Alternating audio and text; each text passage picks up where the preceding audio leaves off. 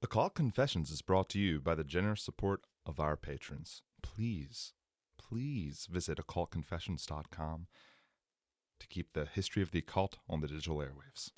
You go ahead and click on donate. We also want to note that it's commercial free. And Aztec gold is always appreciated as well. Or European gold. Yeah, or European gold. Any kind of gold. Any kind of gold is fine. The United States has a day to honor Christopher Columbus, the second Monday, that is, in October. The celebration of Columbus Day had started among Italian Americans in San Francisco and became a national holiday in 1937. Recently, Indigenous people and their allies have requested changing the celebration of Columbus Day to the celebration of Indigenous Peoples Day. While this is in part an effort to recognize the place of Native people in America's history and culture, it is also a reaction against Columbus, who, detractors say, does not deserve his own holiday. For them, Columbus is a villain. Certainly, Columbus played a central role in the Christianization of the Americas, specifically the Caribbean. His example inspired countless European explorers to cross the Atlantic and initiate ambitious programs of colonization which ultimately decimated native populations. But is the villainization of Columbus based on the fact that he set an example for explorers to follow, or is it based on crimes he committed against the Caribbean's indigenous people? I will, by the way, be saying both Caribbean and Caribbean today. It's just how I roll. My name is Dr. Rob C. Thompson, your Supreme Hierophant, and I am joined by our captain of the table, James Kaplanges. Oh, hello, howdy, and good evening. Or morning. Well, whatever time of day you're listening to this. Good day. There's no bad time to confess occult style. Absolutely not. Absolutely not. How are things, James? Things are great. I'm down with the Caribbean or the Caribbean. Either or either is fine with me. Cool. For a vacation or for a history lesson? Any of the above? It's a little hot for me. Oh, is it really? I have overactive sweat glands. It's kind of like a human swamp monster, but... You're more of a Alaska vacation kind of guy. But it does look nice. So for a photo essay, then, you're down. From afar. From afar. We, the members of the secret order of alchemical actors, do solemnly commit ourselves to a full and honest telling of the history of the occult as far as we know it. All right, James, let's open up that Order of Confessors.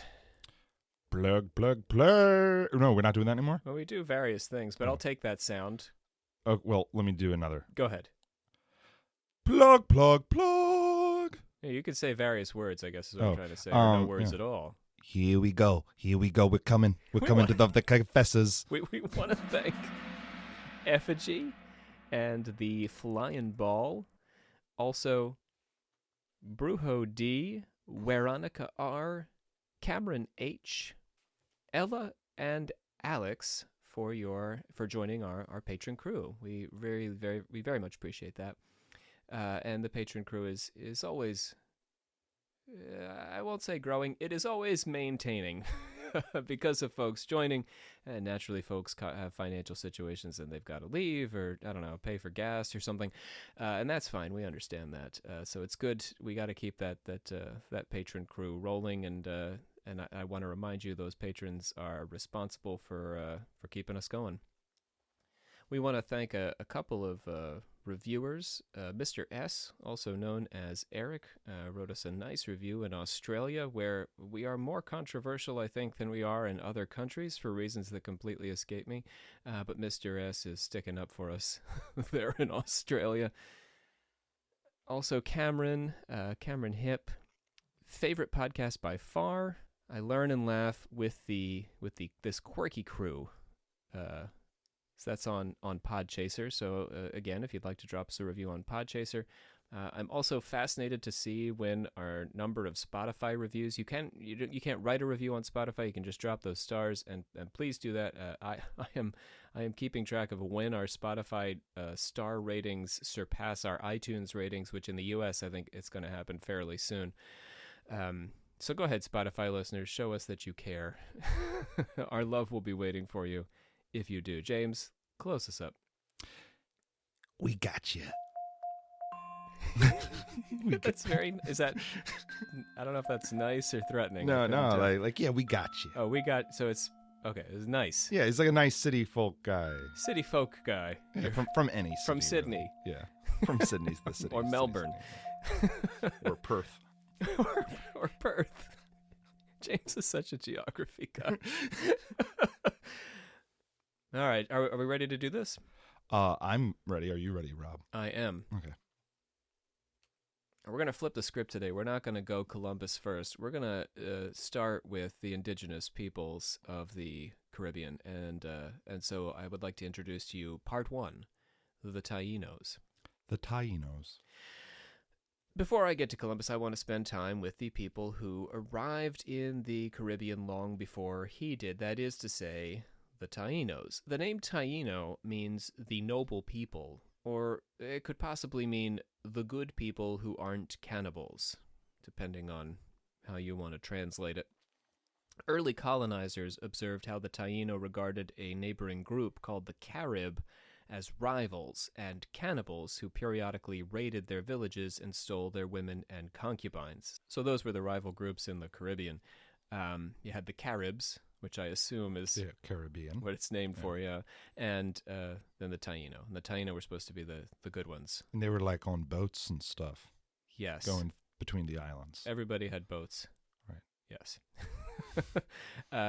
Today, the word Taino refers to a broad group of people who lived in the Caribbean islands of Puerto Rico, Hispaniola, Jamaica, eastern Cuba, and the Bahamas between the years of 250 BCE and 1500 CE when the Spanish arrived with Christopher Columbus.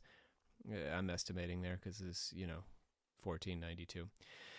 This group is not homogeneous and is comprised of diverse populations that shared some common traits. In terms of material culture, the various Taino groups produced similar symbols and ritual artifacts. They also shared a language, some parallel myths, and religious rites like the hallucinogen-based cajoba and the arrieto. So different groups, but common traits. So that's Taino. That's what we mean by Taino. There may have been as many as 1 million Taino living in the Caribbean when Columbus arrived. Their ancestors, the Arawakan-speaking Ronkinian Soladoid people, had originally migrated from South America, specifically the region around the Orinoco River through 250 BCE. Everybody's an immigrant at some point. Yeah, everybody's from somewhere. Except for, that Lucy, that artifact person. Who was born in... The first human. The first human. Everybody else moved around. Yeah. Except for Lucy. So there were people already there when the Ronkinian Saldoidites... Saldoidites? Do you know how to pronounce this, Jake? Saldoidites? Saldoidites. When they arrived... and they mostly adopted the culture and practices of the migrants, blending with them to form what were called the Ostionoid people. So that's the blend of the people that were there before 250, and then these people. What does Ost mean? East? Oh, you got like me Austria, there. Australia, like that. Oh, yeah, that makes sense. East, yeah. Yeah. Don't quote us on that. We're just playing. James likes to play with words. Yeah, I'm just looking for hints.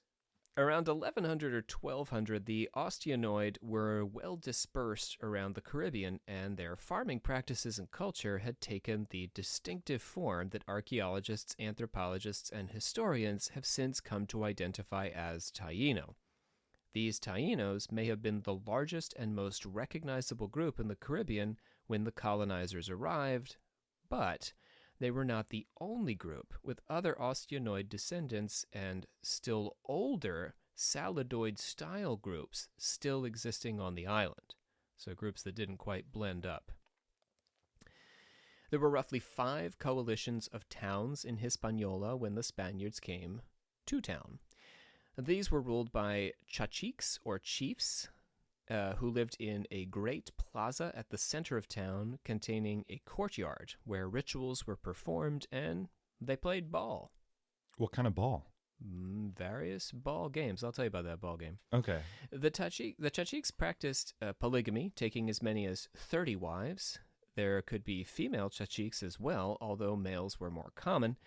Men and women were apparently equal in Taino culture. Women were in charge of agriculture and men fishing. So there was a division of labor, but nobody had the power position. Right, I see. Everybody got to be on top at some point. Everybody was in charge of food. Yeah, different foods, yeah. Pescatarian diet. Mm. So both could rule as leaders. Men and women serve as healers, and men and women participated in ritual worship together of both male and female deities. I love everything about this. Chastity was not a value among the Taino whatsoever for men or women.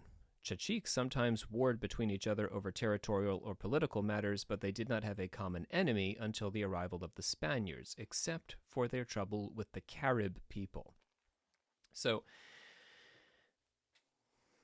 generally, what we're describing here is this, like, sexual paradise. Yeah. Where On the island of Hispaniola. there is no gender disparity. There's very few constraints on sexual practice, and there's very little war. They are literally making love, not war, the Taino, except when the Caribs come around. Yeah, but it seems like they're just kind of coming around and invading. The Caribs, they're coming and messing with them. Let's just talk a little bit about these Caribs. So, the surgeon on Columbus's second voyage was a man named Diego Alvarez Chanca, and he wrote about his journey with Columbus. So he's an important historical source for our understanding of Columbus, and this is one of our first European sources about the Taino people and the Carib people. So while we have to take what he says with a grain of salt, historically we need to try to take something away from it. So he detailed the brutal treatment that the Caribs gave to the Tainos. These women also say that the Caribbees use them with such cruelty as would scarcely be believed, and that they eat the children which they bear them and only bring up those which they have by their native wives. Such of their male enemies as they can take alive, they bring to their houses to slaughter them, and those who are killed they devour at once. When they take any boys prisoner, they cut off their member and make use of them as servants until they grow up to manhood, and then they kill and eat them. No. No, don't do that, says James. I don't want them to eat them. Don't eat the men, don't eat the children. Eat the fish and the food. Right, you have all that fish Food. and all that agriculture. Reports of the Caribs or Caribbees, I'm going to make you feel a little better about this. Okay. Reports of the Caribs or Caribbees, with the hallmark slaughter of the innocents common to falsified accounts of ritual evil, can't help but make me wonder the degree to which they were imagined somewhere between the Tainos and the Europeans. The bones that colonizers found in the Caribs' huts and believed to belong to their victims actually came from their ancestors. They like to keep their ancestors' bones in the house. Sort of like your aunt keeps her husband's ashes on the mantelpiece. Yeah. Yeah. Similar idea. In the case of the Caribs, their supposed cannibalism became a justification for their enslavement as subhuman, although strangely, no such justification was required for the Tainos, about whom no such rumors were created.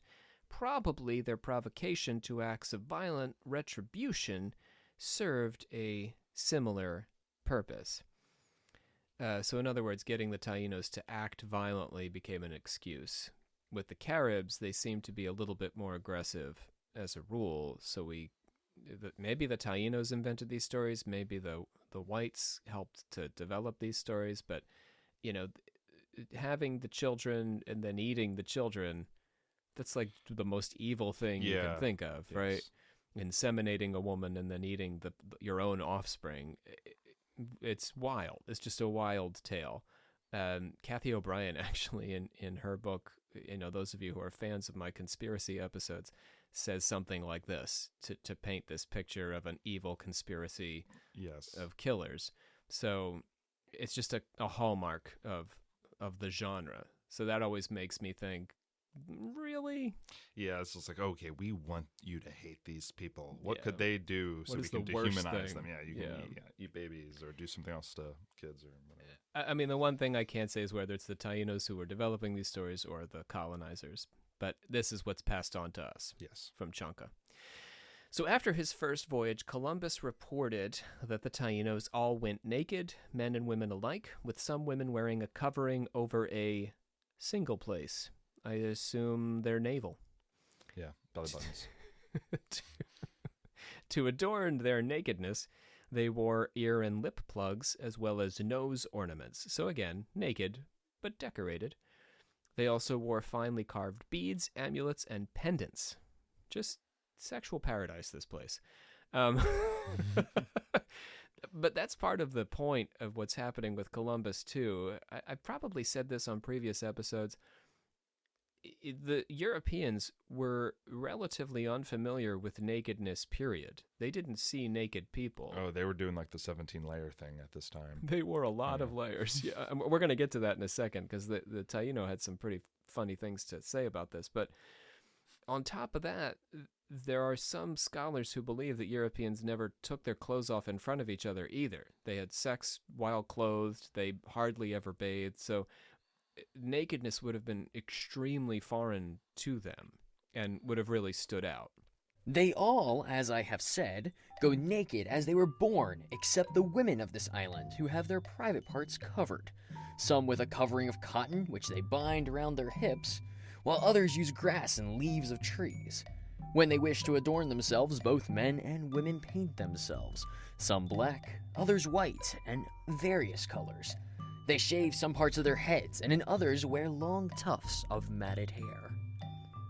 For their part, the Tainos were baffled by the Europeans' commitment to wearing leather and wool in the tropical heat.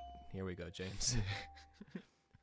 And when conflict broke out between the Taino and the Europeans, the Tainos said the Europeans could never sneak up on them because they could always smell them coming. Oh, no. Yeah. Yeah. If you're wearing wool and it's 100 degrees out, Imagine it gets a little sweaty. you bathe once a year. The Spaniards regarded the Tainos as particularly attractive, as I was mentioning. Bartolomé de las Casas remarked that they would be praised in Europe for their good and eminent beauty, especially the women. And I think this was fairly unique in terms of the racialized relationship between the colonizers and the Taino. So this was going to set the stage for the Spanish and the sexual conquest of, from the very first days of the Spanish engagement with native people, there were the seeds of what would become the sexual conquest of the Americas. It didn't really happen in the United States because the British were largely doing the colonizing, and the British famously liked to stay separate from indigenous people and did not want to have sex with them. But the Spaniards were all about it.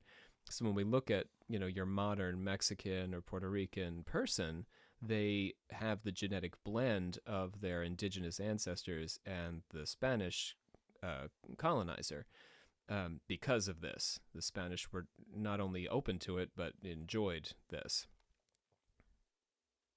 About which more to be said. What? Is that what they call Latin America? Latin America. I always got confused because Latin is like from Europe. Right? Yeah, it's confusing. It's like, okay, that's Latin speaking. I don't actually know why we Americans. call it Latin America. Yeah, that's a question for the listeners. For listeners, yeah, let us know. I've never thought about that. I mean, I have, it's crossed my mind. Oh, why do we call it that? But Because Spanish is a Latin language. Yeah, but so is French, right? Yeah. Yeah, you're right. I mean, it's the Romance languages. Romance, yeah. The Spaniards they ate corn. The Taino ate corn, beans, peppers, arrowroot, peanuts, pineapples, guava, and papaya. Right? It sounds very good. It's a nice diet. They grew cotton, and their staple crop was manioc, which was a kind of sweet potato, also known as cassava or yucca. Ooh, yucca. Yucca. Yeah, it's good. It It's works for me. good. I never pronounce anything correctly. I eat it, though. Do you? Yeah. The manioc had to be processed because the roots contained cyanide. Does it sound familiar? Oh, yeah. But this was a well-established practice among the Taino. Corn was actually not used as a staple the way it was by indigenous people in Central and North America, but rather was cooked into soup or stew. So they mostly relied on these sweet potatoes, the yucca. The islanders were skilled seafarers and traveled between islands, fishing and trading. Their largest canoes can hold as many as 150 people, and they could bring them as far as the South American mainland to trade. Worship centered around Zemi, Z-E-M-I.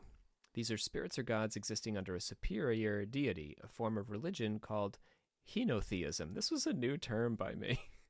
And there are a variety of traditions, particularly in this region, that are henotheistic. So that's H-E-N-O. Yeah, here you go, James. Here's a word for you. Word of the day.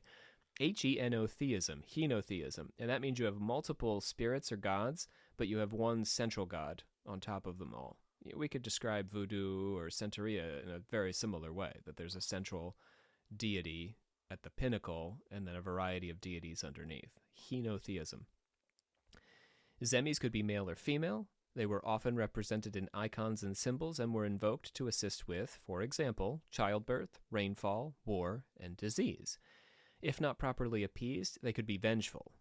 Behiks or Behikes were shaman-like healers who played a significant role in rituals around the Zemi. After death, the individual continued on in a new form and could interact with the living, particularly at night. So this goes back to the dream world, right? Yeah. The Tainos told the difference between living and dead because the spirit had no navel. The spirit doesn't have a belly button. Nope. Is that really what they were covering up? No. Okay. It's definitely their vaginas. Right. Yeah, that's what I assumed. But now I forgot about this detail when I said that, which now makes it seem like there's a logical reason to cover up your belly button so nobody knows if you're alive or dead. So the spirits come with their bits out, but they cover their belly button. They don't want you to know that they got nothing there. Right. The Arieto was one of their more intense rituals. The Shachik beat a drum, the chief, and a procession of women came out dancing and gagging themselves before formally entering the ritual arena. They danced in honor of the Zemi located in the central council house, gave thanks, and made offerings. You asked about the ball game. Their ball game was played by both men and women. They knocked around a ball made of grass and roots, which were joined together with gum that they could not touch with their hands and feet, and so moved about with their hips, backs, shoulders, and elbows. Very cool. Yeah, so much harder than, European football. Right. You have to be like a master baseball. yogi just to participate. Yeah, you can only use your hips, back, shoulders, and elbows. My goodness. All right, so that's a good note to end on with our picture of the Tainos. That's what the Tainos were like before Columbus got there. Running around, doing their thing, gender equality, playing Dancing. super hard sports ball. Gagging themselves. Dancing, yeah. Yeah, eating sweet potatoes. Generally peaceful, fun time. Part 2. Christopher Columbus. Oh, no. Moving to the colonizers. The first thing we need to keep in our mind about Columbus is the identity of his patrons. You could tell a lot by your patrons. I'm proud of my patrons. I think they say good things about me. Let's see what Columbus's patrons say about him. The Spaniards arrived under the direction of Columbus, whose vision of a route across the Atlantic to India inspired the Spanish crown, namely King Ferdinand and Queen Isabella, to support the expedition. The reason Ferdinand and Isabella are spoken of as co-monarchs, think about that. We always talk about Ferdinand and Isabella funding Columbus, but we don't talk about, the reign of Elizabeth and Philip. Yeah. I guess just... Or Henry VIII and fill in the blank. And one of the seven. And Catherine of Aragon. Let me think of other big monarchs that we talk about. We don't talk about Catherine the Great and whoever the hell her husband was. Peter the We don't talk about Peter the Great and his wife. We just talk about the one monarch. Right. But with Ferdinand and Isabella, we always talk about them together. Yes. Have you ever... I've never reflected on it, but it is odd. So here's the reason. They ruled as co-monarchs because their marriage partially united a divided Spain. Isabella was from Castile and Ferdinand from Aragon. Isabella was actually Columbus's direct patron, such that the spoils of his adventures went to the kingdom of Castile and not Aragon. So they kind of brought together Castile and Aragon, but Castile and Aragon, neither of them wanted to be bottom of the other. They both wanted equal representation. So that's why we never regarded, Ferdinand as the king and Isabella as his consort. They were equal and, or viewed equally. And in the case of Columbus, it's Castile and Isabella who are primarily standing to gain from what he's up to. Isabella and Ferdinand were second cousins, and this required a papal dispensation to allow their marriage, which happened a week after they met. The Pope was actually opposed to the expansion of Aragon's power, and so they created a false papal bull to permit their union. Isn't that weird? A false papal bull? Yeah, what does bull refer to in this scenario? It's like a mechanical thing that you ride. They both had to ride it. It was part of ancient Catholic tradition. Really? Yeah, this was a false one because it's mechanical. Okay. No. No.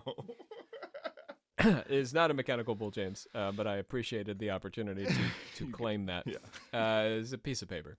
Okay. But a legal document. But in this case, the Pope wouldn't give them one, so they just forged one. Oh, I see. So they really weren't legally married from a Pope standpoint, which is an important standpoint because the church was powerful back then. Yes, and he has a very tall hat. Ferdinand and Isabella were some of the most militant Christians in Europe at the time of Columbus's voyage. In an effort to unify the peninsula, they instituted a militant Catholicism spearheaded by the Spanish Inquisition to convert the kingdoms of Iberia to Christianity, most pointedly the Jews and Muslims who resided there. When the Jews rebelled, they had them all expelled from the country. So Spain, as James knows as a geography student, had been occupied by the Muslims for a period of its history. And there was a large Jewish population in Spain as well. It was a fairly multicultural, religious country until Ferdinand and Isabella. They are largely responsible for unifying. I don't want to use a positive word here because it was all quite toxic, but inquisiting Spain. Yes. The Spanish Inquisition can largely be laid at their feet. They initiated this thing that would go on to last like 400 years. And I think it's important to bear that in mind when we're talking about Columbus. Isabella, with her passion for these sorts of projects, is certainly interested when it turns out that there are these people over here in the Western world in Christianizing them. That's going to become part of the motivation for what Columbus is up to, because she's trying to Christianize all of Spain. Yeah. After the country formally united, Columbus's discoveries would lead Spain to become the largest empire in the world, by the way, until 1810. Until the British. Basically, yeah. Then after 1810, the British, they're in India, they're all over the place. And, the U.S., they were in the U.S., we kicked them out. Canada. Yeah. The Bahamas. Africa. Pakistan. But yeah, Spain was the big colonial power. I never really knew that either. I don't reflect on these things much. Yeah. Well, Spanish is spoken a lot of places across the world. And when you think about the Americas, so much of South America, right? Yeah. And so much Central America, Mexico, the Caribbean. I mean, this is a huge piece of the earth. Absolutely. In the western Atlantic, Columbus followed a flock of seabirds toward land and first spotted the Bahamas, which he called San Salvador. The natives he called Guanahani. They encountered people on the 11th of October, and Columbus fantasized about turning the naked natives into Christian servants. So just let me riff on nakedness a little bit more here. It's interesting. Please do, Rob. Nakedness was also a way that the colonizers differentiated themselves from the natives, because there was this impression that the native skin was somehow different because it could withstand the elements in ways Europeans' skin, or the way they understood their skin, they could not. Certainly Irish people have a hard time with certain elements. And James gets too warm. Yeah, I just sweat. Very pale people, I guess is what I'm trying to say, have trouble with the sun.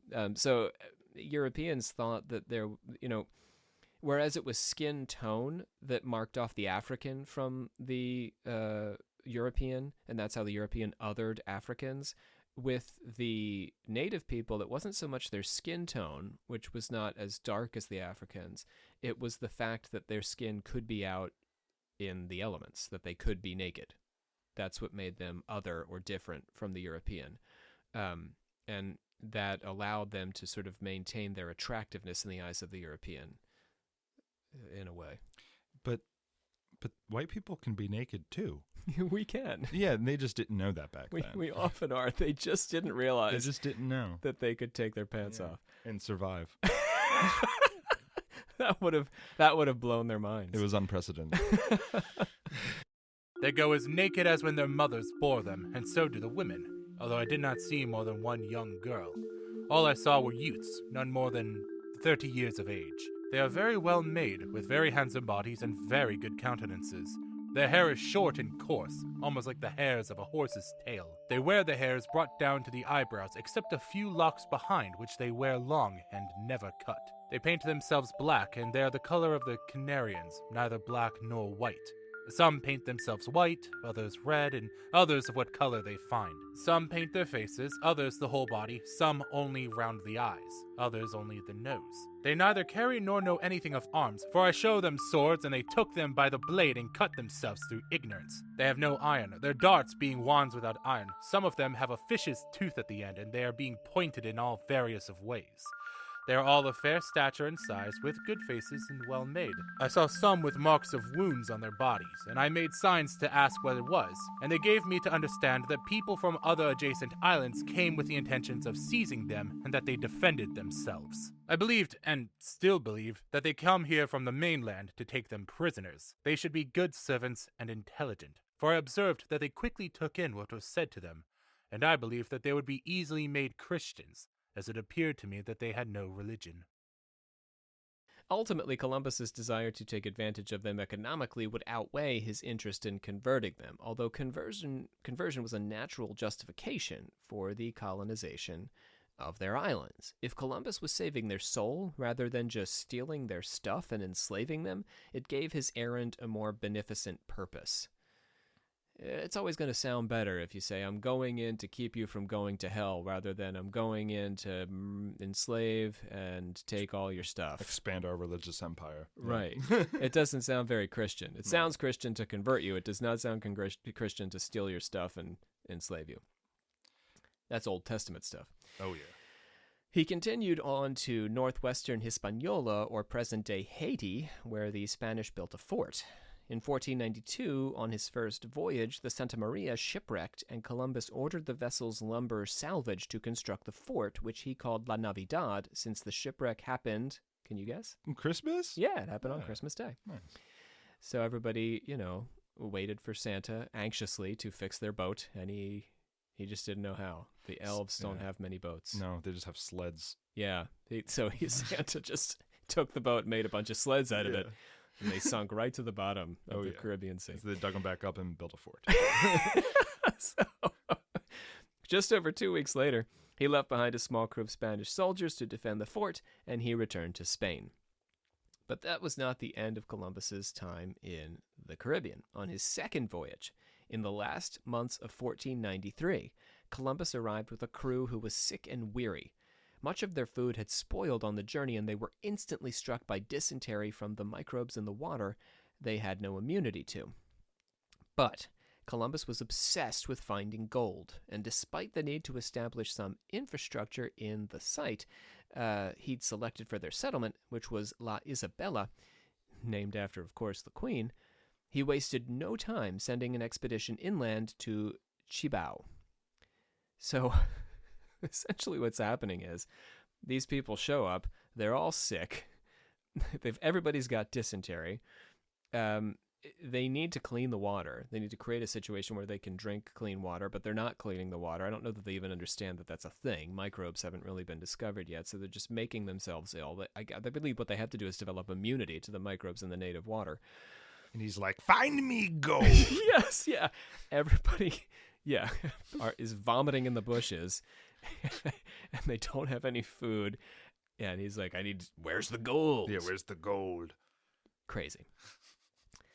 They reported back, this expedition, that there was gold aplenty to be found, and Columbus passed that on to his patron Isabella when 12 of his ships left on a return trip to Europe a few weeks later.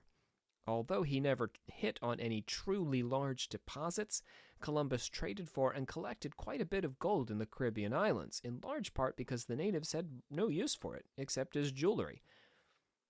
In fact, throughout history, and until very recently, gold has been a relatively useless metal. Yep. And so the Tainos must have been somewhat baffled by Columbus's obsession with it. This soft metal? Yeah. What What are you going to do with are that? you going to do with that? Dr. Chanka said, The Indians beat the gold into very thin plates in order to make masks of it, and to be able to set it in bitumen. If it were not so prepared, it could not be mounted. Other ornaments they make of it to wear on the head, and hang in the ears and nostrils. For these also they require it to be thin, since they set no store by it as wealth, but only for adornment. La Isabel, I mean, it's still cash for gold. It's still pretty useless, except for microchips and stuff. La Isabela was a town the Taino had established but abandoned before the Europeans ever came. For several months, the Spanish and Taino coexisted and traded between themselves, but in April 1494, hostilities between the groups broke out into an open conflict. Through 1494 and 1495, there were attacks and counterattacks, and the Spanish undertook large-scale raids that resulted in the first mass enslavement of American Indians by Europeans. The first, but most definitely not the last. Columbus established an inland fort, Santo Tomas, to begin scouting for gold, because that's all he wants to do. You can't eat it, Columbus. Yeah, right. And placed a small garrison. He's like King Midas, right? Placed a small garrison there under the command of Pedro de Margarit. While Columbus was away on an expedition to Cuba, he had instructed Margarit to explore the island and trade with the Indians for food, by the way. Because we're not going to try to make it, grow it, find it ourselves. We're not going to fish because we need to find gold. That needs to be your job. Yeah. 24/7. That last hour, you find Indian people and ask them for food. But instead of exploring, Marguerite traveled to Vega Real and forced the Indians there to supply his men with food. Not trade. Not trade. Because he doesn't have time. He's looking for gold constantly. Right. He can't have a polite conversation about getting And they don't care about the gold. He just puts up that gun and says, "Gimme now." He abandoned his post in summer 1494 and sailed back to Spain, Marguerite that is, leaving 400 men to their own devices. So now they have no commander. No commander and a bunch of guns. And they have gotten into the habit of pointing those guns at Taino people and demanding food. So these men terrorized the countryside. They stole the Indians' property and their wives. The Taino made up their minds to revenge themselves on these Spaniards, and relations naturally, very quickly deteriorated. They would strangle the Spaniards and offer them up as sacrifice to their gods. Believing the Guatigara Taino had attacked one of his forts, Columbus then led an expedition against them in 1495. He captured more than 1,500 Indians and brought them to La Isabela, where he sent 550 on to Spain. Half of those died en route and were thrown overboard unceremoniously. The other half were sold into slavery in Seville. Next came the capture of Caonabo. Caonabo. There you go. In 1492, despite Columbus's belief that local Tainos were friendly, Caonabo had attacked the fort at La Navidad. Caonabo was the chief who ruled over Maguana, where the fort was located, and became incensed at the way Columbus's men treated the Taino women. In retaliation, he destroyed the fort and killed the remaining Europeans. Dr. Chanka reported on the site of the fort during the second voyage. They found the building which they had inhabited, and which they had to some degree fortified with a palisade, burnt and leveled to the ground. They also found some cloaks and clothing which they had brought to throw upon the house.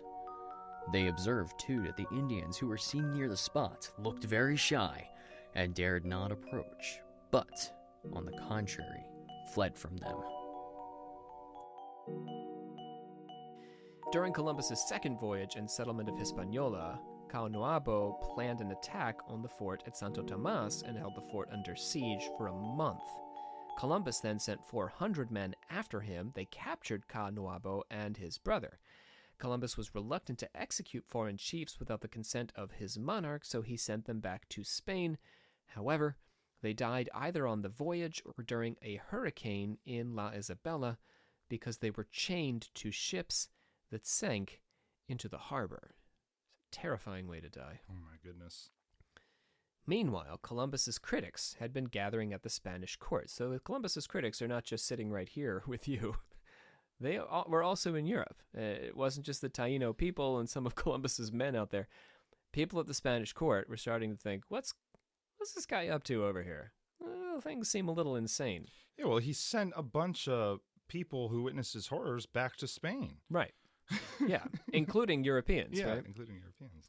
So they were annoyed at the way Columbus had worked them, these Europeans, that is, on the settlement at La Isabela, and they were intent on usurping his authority since their departure from the colony. In March 14... So I want to stress, the Indian people, when they make it to Spain, nobody's listening to them. First of all, there's language barriers. Second of all, they're just enslaving them, and they're done with them, the ones that survive the voyage. It's these white guys who... Instead of finding food, remember? We're being forced to find gold, who are coming back and saying, this guy is nuts. You can't just let him run this place. Somebody's got to do something. In March 1496, just after discovering another deposit of gold at San Cristobal, Columbus set sail for Europe on the Nina, appointing his brother Bartolome as governor of the colony in his absence. The Nina, come on, that boat's made a couple of trips across the Atlantic. Go, Nina, go. Go, Nina. Bartolome would abandon the settlement of La Isabela in favor of establishing a new city near San Cristobal. The Indians near La Isabela, who had been abundant when Columbus first arrived, had either fled or died of epidemics brought by the Spanish by the time Columbus completed his second voyage. Everybody's just sick when these guys arrive. It's the Europeans who are not immune to the natural microbes of the water, and then, the Europeans are bringing their diseases and making the native people sick. It's just germs everywhere. In 1496, writing from Spain, Columbus sent formal orders with the crown's consent to abandon La Isabela and establish the town of Santo Domingo. The crown also ordered that all Chachiques and their subjects involved in attacks on the Spanish should be captured and enslaved. 300 were sent to Spain in September, but almost all of them died before arriving in Cadiz. Wild. He's got to stop sending things across the Atlantic Yeah, until we figure it out. Send something that's not going to die first. Right. See if it makes it there. Send some plants. Send some plants. Send maybe an animal. Maybe like a chipmunk. Chipmunk. Send a chipmunk. See if it makes it. See if do the chipmunks arrive. Then people. But I mean, even if they made it, James, these native folks, they're not going to like it when they get there. Europe's pretty nice, I hear. But not if you're a slave. Yeah, that's fair. So once you're on that boat, there's no good news for you. No. But it's just horrifying, the thought of dying on these boats. While Bartolome was away negotiating with the Chachiques to establish Santo Domingo, one of his lieutenants, Francisco Rolando, conspired to overthrow the authority of the Columbus brothers. So we got the two Columbuses, Bartolome and Christopher, running the show, sending back all these poor people on these boats. And here comes this guy, Francisco Rolando, and he's like, I've had enough of this nonsense. You guys are nuts. He gathered a force of about 70 and forced Columbus's loyal commander, Diego Colon, into Casafuerte, Columbus's house, with his small force of men. They slaughtered the cattle, stole the horses, and took to the countryside, where Rolando recruited more Spaniards, promising them women and pleasure instead of the hardships they'd faced so far under the Columbus brothers. They slaughtered the cattle, stole the horses, and took to the countryside, where Rolando recruited more Spaniards, promising them women and pleasure instead of the hardships they'd faced so far.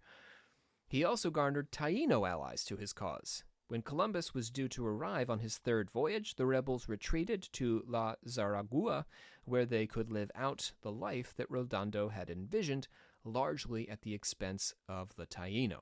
So they went to live off the Taino, these rebels, as Columbus is rolling into town for the third time. Yeah. The crown gave Francisco de Bobadilla complete control as governor in the Americas, because they've been hearing all this crazy Columbus stuff. So, like, you run things, Bobadilla. Bobadilla was concerned with the speed and frequency with which Columbus was executing Spaniards who opposed his rule. All right, this is also happening. Yes. Because these people are having a horrible time, naturally, like, James is going to reach a point as he's just, like, hanging out, starving, crapping himself. And Columbus is like, get me more gold. James, you're going to say what eventually?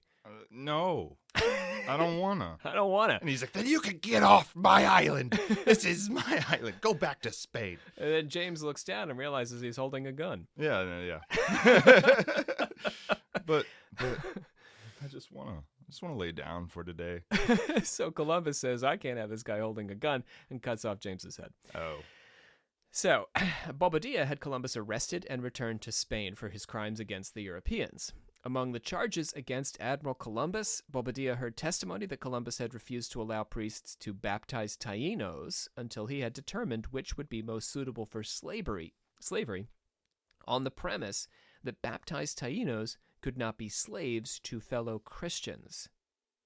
Just let that sink in for a second. So he's going to look at you. He's going to line up the Taino, and he's going to say, I like this one, this one, this one, and this one. They're not going to be Christians. We're going to leave them to go to hell. These other guys, they can be Christian because we don't have any use for them. So let's enslave the hell people.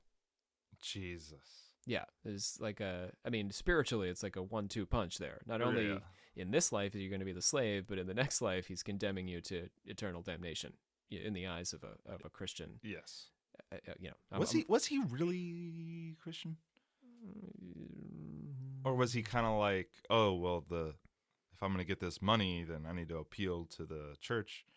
Or no? We can't peer into the man's soul. Yeah, we don't really know. But, based on his actions, it's a little... In this moment, he is acting far more secular than Christian. Yeah. So, other allegations include that he, number 1, ordered a woman to be whipped naked on the back of a donkey for lying that she was pregnant. Number 2, had a woman's tongue cut out for seeming to insult him and his brother. Number 3, cut a Spaniard's throat for being homosexual. Number 4, ordered Christians to be hung for stealing bread. Number 5, ordered a cabin boy's hand cut off and posted publicly for using a trap to catch a fish. What? Weird. Number 6, ordered for a man to have his nose and ears cut off, as well as to be whipped, shackled, and banished. So, just weird punishments, brutal punishments. And he's not only punishing these people, but he's punishing the people that have to carry out these punishments. I doubt he's doing this himself. Oh, yeah. He's making these other people do terrible things to each other. They're dismembering people. Yeah. Ugh. After he was jailed for 6 weeks, Fernando determined that Columbus should be freed and his possessions returned to him, but he should not be governor of the West Indies, and agreed to fund a 4th voyage. So... Fernando did? Yeah.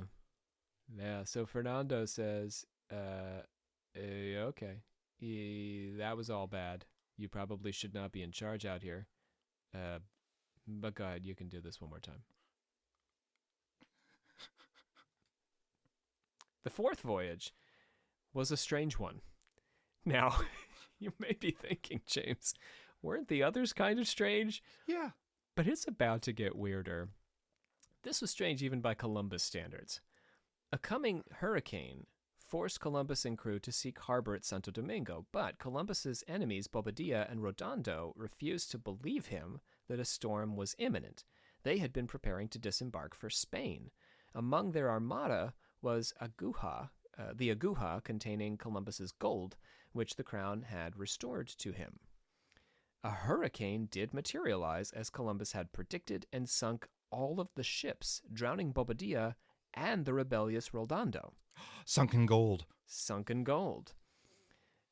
You would think, James, except that the aguja was the only ship to complete the journey to Spain. Oh. Yeah. Prompting claims, by the way, that Columbus had witchcraft. Oh. Yes. They claimed that he had conjured the storm because if you think about that hurricane, Columbus is like, a storm is coming. And they're like, no, it's not. That's ridiculous. And then they're out on the sea and here it comes. And who dies? All of his enemies. And what doesn't go down? His gold. Yeah, that is really strange. suspicious, That is Columbus. suspicious, Columbus. So they said, you conjured that storm. Another bit of quasi-magic took place in Jamaica, where Columbus was shipwrecked after an expedition to Central America undertaken on a rumor of a large deposit of gold. there. Yeah. Not food, No. not love, Not gold. spices. Not spices. A storm off the coast of Cuba forced his ships to dock at St. Anne's Bay in Jamaica on the 25th of June, 1503, where they remained stranded for a year, in part because the new colonial governor detested Columbus and refused to rescue him.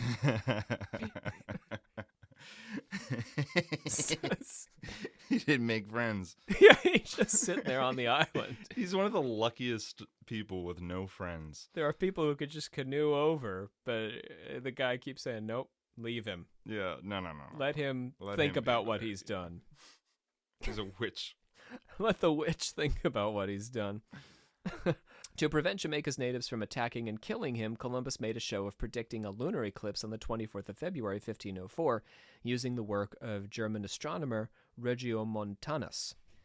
110 of Columbus's original 147-person crew survived the series of ordeals, and all but 38 of those continued with him back to Spain. How so many people are dying except for Columbus? How many times he's gone? 4 times now, and he don't die. I maintain the possibility that he was a witch. And on that, we leave Columbus. Okay. It's the 4th voyage. What more can we say? Marriage, he's done. All He right. is richer, but perhaps otherwise worse off than when we found him at the beginning of this tale. A little bit of my take on this. Columbus was brave. Yeah, he made it to America 4 times. Yeah, that's crazy. Yeah. I mean, treacherous voyage, and he just like goes off around the Caribbean, doesn't care. No. Has no formal training in like setting up like Apparently, a colony yes. or Feeding people, Feeding people, basic yeah. infrastructure. But he's just doing it. This was so brave. Yes, we need to say brave. I think it is unfair to claim that this man was not uniquely brave. He was also profoundly greedy, which was a common trait among Renaissance explorers. His greed compromised his morality and led to the death and enslavement of thousands of Tainos.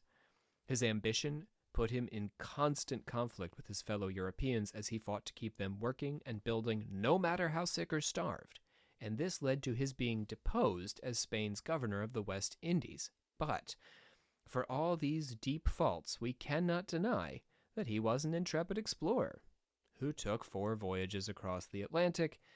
And those trips, by the way, did kill a lot of his men. Yeah, but not him. Not him. He also sought out new territory for his patrons on every single adventure. He never rested on his laurels. He seemed to have a genuine curiosity about the world, albeit a curiosity tinged by gold lust and I'm saying near, but possibly just sociopathic disregard for human suffering. Yeah. So, was Columbus a villain? An amazing villain, capable of tremendous acts of will and survival and horrendous acts of cruelty. Yeah, don't build a trap for a fish or else you'll lose your hand. He also might have been a storm conjurer. I mean, isn't that whole area just a storm conjurer area down there? So you're in the saying Caribbean, that you know? anyone who passes into the Caribbean becomes a storm conjurer? Yeah, essentially. You know? I guess that's possible. If you go to Scotland, do you become a rain conjurer? That would be cool, but I've never been to Scotland, Rob. Oh, you should go. Have you been? I have, and I cannot conjure rain. I've been many Oh. times, and I cannot conjure rain. It's one of my favorite places. All right, James, bring us on home. We, the members of the Secret Code. You got to adjourn this stuff, not Yeah, oh, start yeah, all yeah, over. yeah. I hereby adjourn this blessed episode of Occult Confessions until we get together in Do it again. It's a blessed episode. Oh, it was blessed because we talked about Columbo Mm-hmm. and how evil and how just the horrors, Yeah, I mean, this is the first in a series of a few episodes where I want to focus on non-white folks. Yeah, in this case, the Taino and their relations with Columbus. We did all the whites, the European stories already for the most part, going through the Baltic Crusades. And James, we started. We did Constantine before, and then you came in and did what with me after Constantine? After Constantine was... Medieval stuff. Yes. This is why. But who? Who? I don't know. I can't remember. We've done the white people, is what I'm trying to say. We did white people. We did all them white people. So now I do want to turn our attention specifically to the Americas and non-white people who got caught up in this Christianization process. Because when we talk about Christianization, it certainly begins in Europe, and we can't have Christianization of the Americas until Europe has been well and truly Christianized, albeit, as I've said, with a heck of a lot of paganism mixed in. But now that we've moved over to the Americas, we're going to follow that journey a little bit further. Next episode, I said we were going to do it last episode. I was wrong. But next episode, we're going to do Salem, specifically focusing on Tituba. So again, accusations against non-white people, non-Christian. And then after Salem, we're going to go and do the pagan saints of Mexico. So looking at the pagan history there and its interaction with Christianity. So that's going to wrap up our series here. I want to thank Luke Kinnaman and Brandon Walls for doing voices for us. I also want to give Erin King a shout out. We missed her name last episode, but she did do a voice for us on the Great Witch Hunt, The Judge. Joining me here at the mic, I've got James Kaplangis, Captain O the Kaplangis. Yes, it was a pleasure speaking to your ears. As always, my name is Dr. Rob C. Thompson, your Supreme Hierophant.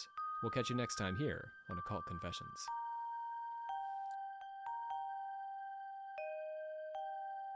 Vincent Price would say to Frank Sinatra or to Liberace. What would he say? He would say, "Save your sassier sides for your windowless bars." Did that actually happen, or you just imagine that?